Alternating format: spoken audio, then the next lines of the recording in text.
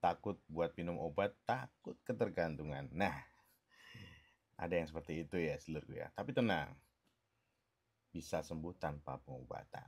Ya, tanpa minum obat. Nah, ayo kita bahas bareng. Nah, sedulurku semua, biasanya ada sedulur kita tuh yang benar-benar anti terhadap minum obat. Dan katanya bisa sembuh tanpa obat. Ada yang bilang begitu. Dan karena takut ketergantungan, makanya dia tidak berobat. Nah, itu yang terjadi sebenarnya sedulurku ya. Nah, jadi seringkali sedulur kita itu datang ke tempat pengobatan, ke dokter, ke psikiater. Itu takut, apalagi ke dokter jiwa ya. Takut banget buat berobat ke sana. Nah, kenapa bisa begitu sebenarnya? Nah, memang pasien itu datang ke tempat pengobatan, ke dokter jiwa, ke psikiater ya, takutnya biasanya sudah menjalani pengobatan yang macam-macam ya.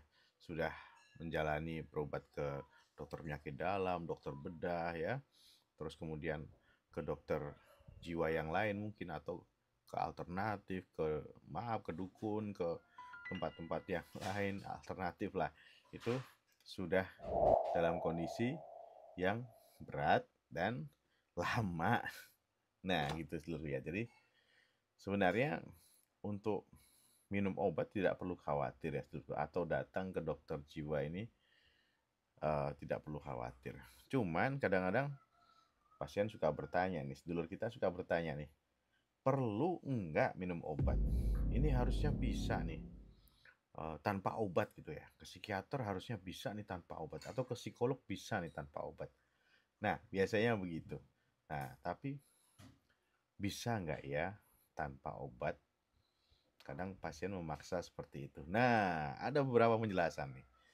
Nah, sebenarnya ketakutan terhadap sedulur kita itu, dari sedulur kita yang suka minum obat itu, atau takut minum obat itu, seringkali dikarenakan pengobatannya lama, tergantung, dan tentu saja capek ya datang terus ya ke dokter jiwa. Ini jangan-jangan ketergantungan nih obat nih. Jadi sebenarnya nggak sebegitunya ya sedulurku ya. Dan tentu saja dikarenakan stigma yang dari dulu kalau datang ke dokter jiwa itu, aduh kamu sudah gangguan jiwa berat, kamu sudah inilah, sudah parah banget seperti itu. Atau kamu nanti kalau berobat ke dokter jiwa pasti kamu tergantung, pengobatannya lama ya. Terus kemudian ya seperti itu stigma yang kurang baik terhadap pergi ke dokter jiwa. Jadi begitu ya seluruh. Nah, sebenarnya datang ke dokter jiwa itu kadang-kadang jadi harapan terakhir ya. Kalau udah kemana-mana, udah habis berjuta-juta, itu jadi harapan terakhir untuk berobat. Nah, kayak gitu. Kondisi berobat ke dokter jiwa itu seperti itu. Nah, jadi ya gimana ya? Namanya juga harapan terakhir. Tapi it's okay, apapun kondisi pasien yang datang ke kita, ke psikiater ya, atau ke poliklinik jiwa, itu tidak perlu kita risaukan. Apapun kondisinya, tetap kita bantu sedulur kita semua. Ya, jadi kadang-kadang ada stigma juga yang mungkin tidak baik terhadap dokter jiwa, atau seperti apa gitu ya, tentang ketergantungan obatnya atau bagaimana. Dan sebenarnya ketika datang ke dokter jiwa itu, sedulur semua kadang-kadang tidak pernah mendapatkan keterangan dari dokter sebelumnya ya, entah kemana, ke dokter dalam, ke dokter saraf, kemana, tidak pernah mendapatkan keterangan sebelumnya bahwa kondisi psikis itu bisa menyebabkan kondisi yang terkait keluhan fisik. Nah, harusnya ikutan diberitahu seperti itu harusnya, tapi it's okay, apapun kondisinya kita terima. Nah, sebenarnya baiknya memang diberikan keterangan bahwa pikiran itu ya berasal dari otak kita tentunya kan, dari otak kita. Dan hal itu pasti akan memberikan respon ke seluruh tubuh. Nah, gitu ya seluruh ya. Dan respon seluruh tubuh ini yang diakibatkan oleh stresor dari luar, dari kondisi sekolah, kondisi tempat kerja ya, tentang masalah ekonomi, pacar, hubungan sosial, hubungan ya, pertemanan, percintaan, seperti itu. Karena processingnya dalam otak ya, tentu saja dia bikin kita ya jadi ada keluhan di fisik, meskipun fisiknya secara normal, karena masalah persepsi, processing dalam otak. Nah, gitu ya sedulurku ya. Nah, terus kemudian ada sedulur kita juga yang berpikir bahwa ah, kamu kurang bersyukur, kamu tidak mau mikir positif kayak gitu, dan kamu pasti kurang ibadah orangnya. Nah, ada yang seperti itu ya berpikirnya. Tapi kadang ada benernya juga. Tapi tidak melulu hal itu ya. Dalam kondisi tertentu memang ini sudah tidak bisa lagi ketika kita berikan nasihat-nasihat yang biasa. Tidak perlu. Tidak bisa hanya dengan nasihat-nasihat yang biasa. Jadi memang kalau memang diteliti zat antar sarafnya ini ya dalam otaknya dia sudah nggak jelas kondisinya dan perlu intervensi obat untuk mendapatkan respon yang segera. Nah, ini yang kurang dipahami kadang-kadang ya. Oke, untuk berobat tanpa obat ya, untuk terapi tanpa obat ya, bisa dilakukan sebenarnya. Tapi tidak sesegera itu sedulurku. Jadi tidak langsung cepat kita dapatkan responnya, langsung bright, langsung bisa mikir, langsung bisa kerja lagi, hubungan sosial, pertemanan enak lagi. Jadi kalau yang kita lakukan yang tanpa obat tidak bisa langsung seperti itu. Memerlukan proses antara 8 minggu, antara 12 minggu seperti itu dan dia harus datang setiap hari. Nah, itu perbedaannya sedulurku ya. Nah, sedangkan dalam kondisi ini ya, sedulur kita yang sedang mengalami cemas, mengalami depresi, masa mau nunggu 4 minggu sampai 8 minggu, apalagi 12 minggu untuk memberikan respon hilang depresinya secara langsung. Nah, di sini perlunya memberikan obat. Jadi, mungkin boleh saja dilakukan psikoterapi, tapi dalam kondisi yang ringan sedang saja.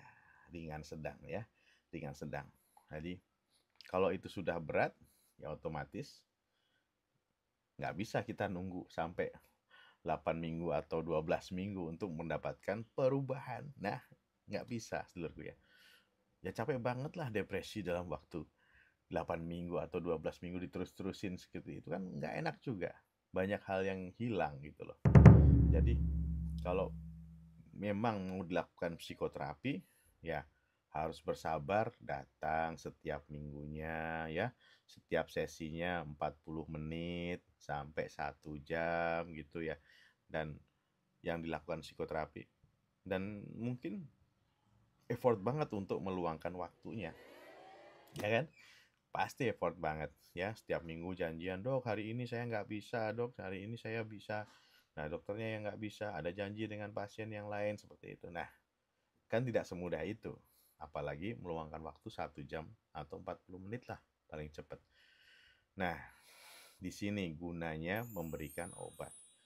Dan kalau dalam psikoterapi pasti diberikan tugas-tugas yang benar-benar dilakukan oleh sedulur semua ya.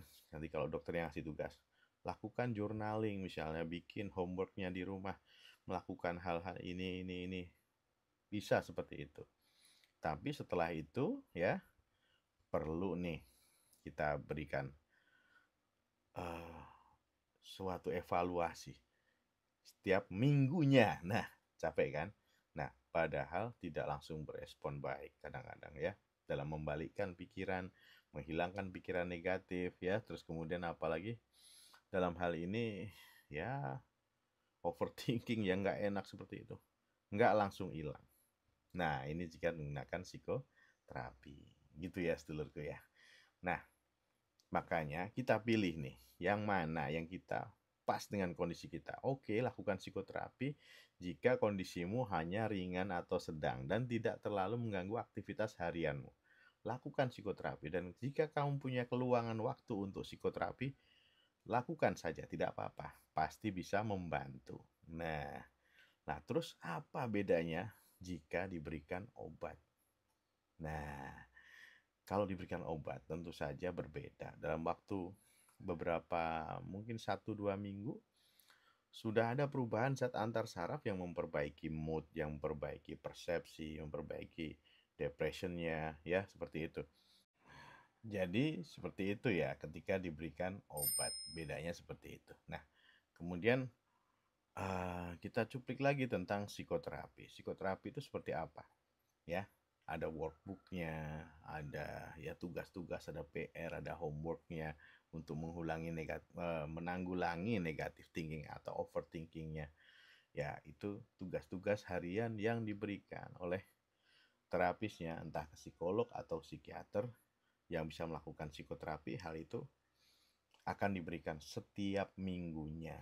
Nah, kemudian kalau memberikan teknik non obat seperti ini, bisa saja bisa membaik pastinya, dan tentunya hal ini akan membuat sedulur kita ya akan pelan-pelan pelan-pelan secara bertahap menghilangkan negatif thinking sama overthinkingnya seperti itu. Nah, tapi pelan-pelan ya, 1 minggu sekali 40 menit sampai 1 jam ya, minggu kedua ya, minggu ketiga ya sampai 8 minggu seperti itu.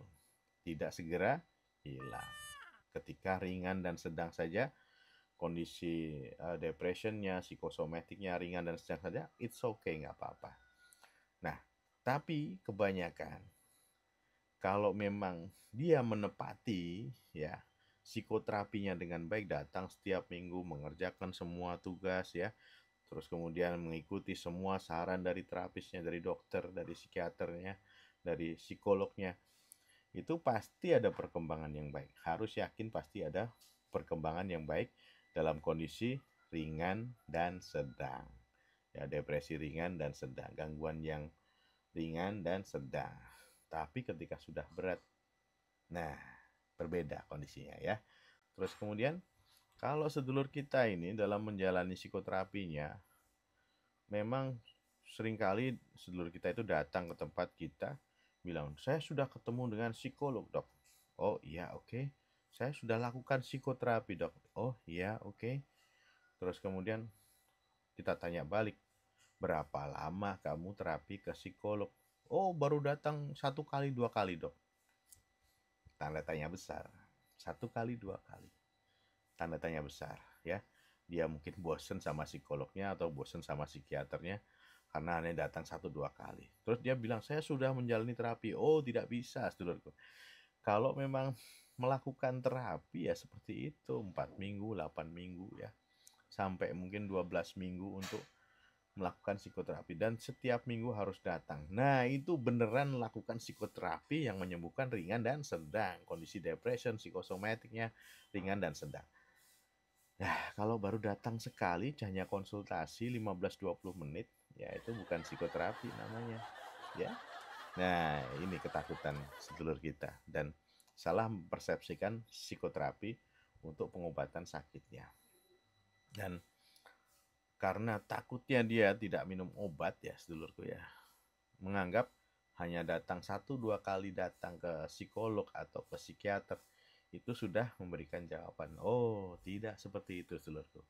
Jadi harus datang secara berkala sesuai anjuran dokternya. Oh, kamu datang 8 minggu ya, rencana terapimu di minggu pertama ini, minggu kedua ini, minggu ketiga ini. Nah, ada worksheetnya, ada kemudian homework yang harus kamu kerjakan seperti itu. Nah, itu namanya psikoterapi. Hanya untuk keluhan ringan dan sedang. Tapi kalau sudah keluhan berat, mengganggu aktivitas, tidak masuk kerja, tidak masuk sekolah, terus kemudian sampai sering berantem, agresif, dan ya agitasi, ya marah-marah, merusak barang, tidak akan sembuh dengan psikoterapi apapun. Gitu ya sedulurku ya.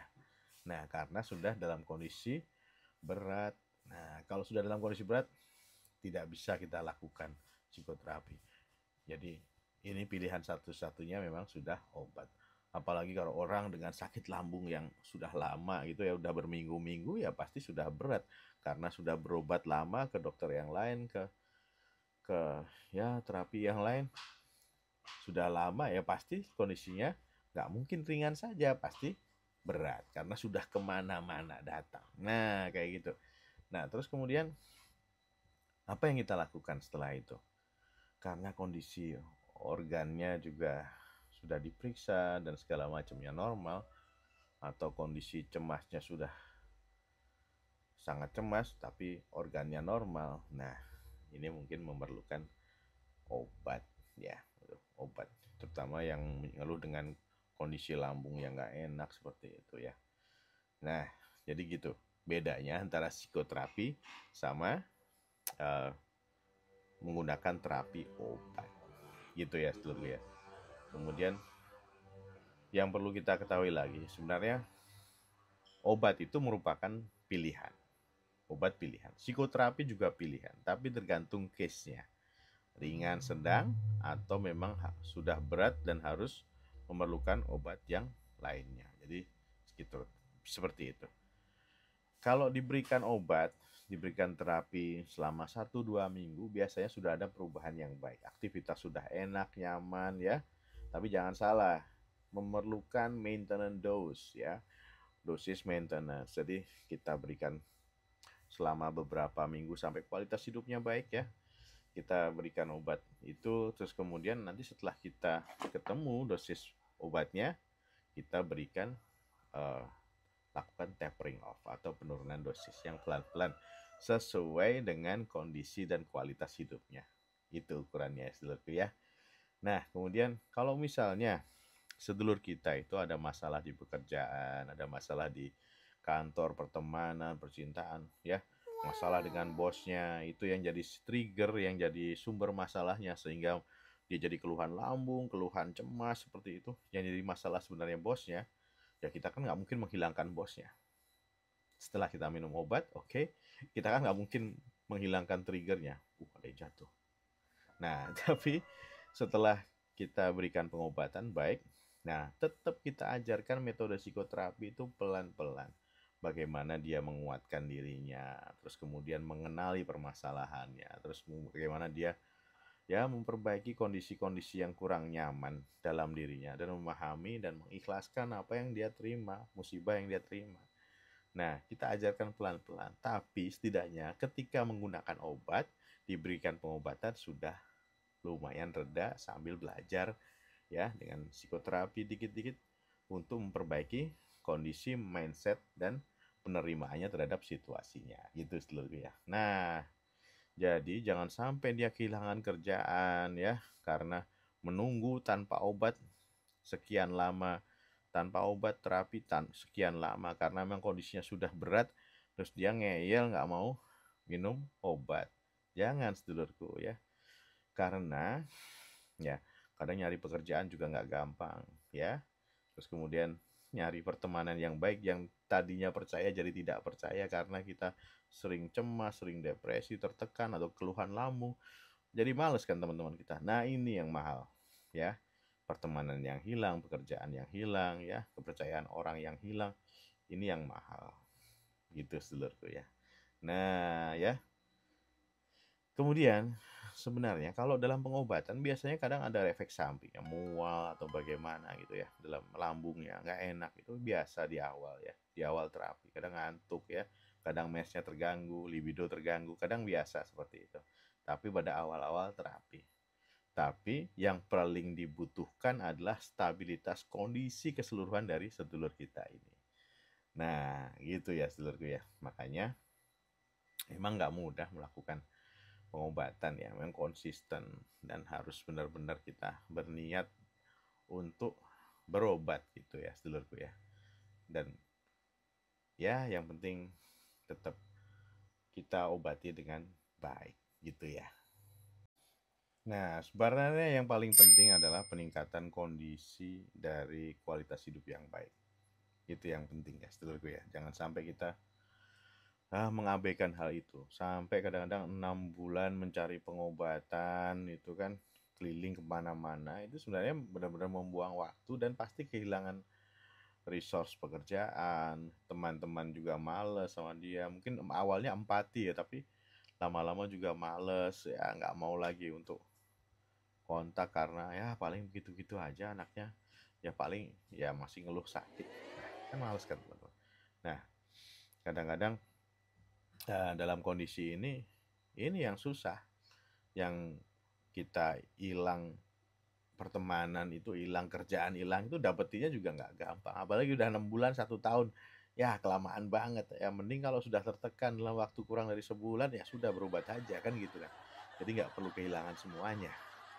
Gitu ya seluruh ya. Jadi yang adanya eh, ketakutan sama pengobatan ya, ketakutan sama pengobatan itu sebenarnya tidak perlu ya sedulurku ya, tapi tetap semuanya dokter sudah mempertimbangkan. Ketakutan minum obat itu dokter sudah mempertimbangkan bagaimana efek samping ya, bagaimana kenyamanannya, effort obat itu bagaimana, terus kemudian kadang-kadang perlu nggak diberikan kombinasi ini, diberikan kombinasi antidepresan, anti cemas, seperti itu ya.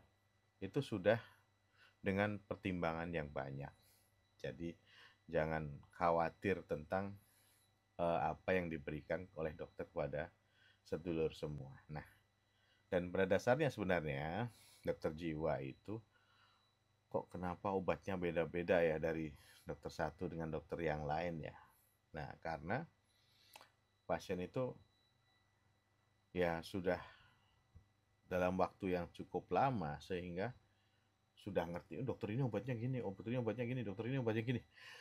Gitu ya. Nah, sebenarnya semua sudah berdasarkan pengalaman dan ilmu dan standar pengobatan yang diterima oleh dokter ketika belajar atau selama dia experience dalam waktu praktek.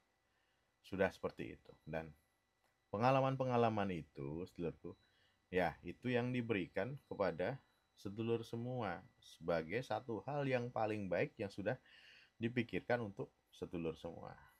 Nah, lebih baik percaya itu. Karena ya memang sudah dari pengalaman dokternya juga kadang berbeda ya. Ada ya dokter jiwa yang sering menangani skizofrenia. Ada dokter jiwa yang sering menangani gangguan cemas dan depresi. Ada dokter jiwa yang sering menangani pasien adiksi atau ketergantungan obat. Nah, beda-beda experience-nya. Mungkin yang kerja di rumah sakit jiwa beda sama kerja di rumah sakit umum. Dokter jiwa di rumah sakit jiwa sama dokter jiwa yang di rumah sakit umum atau hanya di klinik psikoterapi saja berbeda.